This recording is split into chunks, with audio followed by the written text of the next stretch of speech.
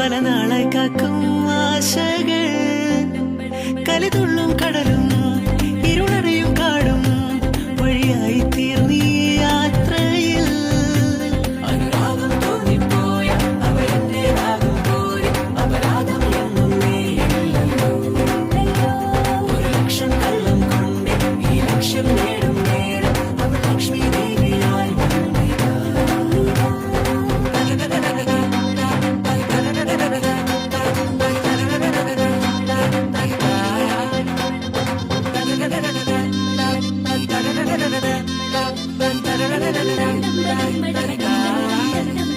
ഒരു സ്വപ്നം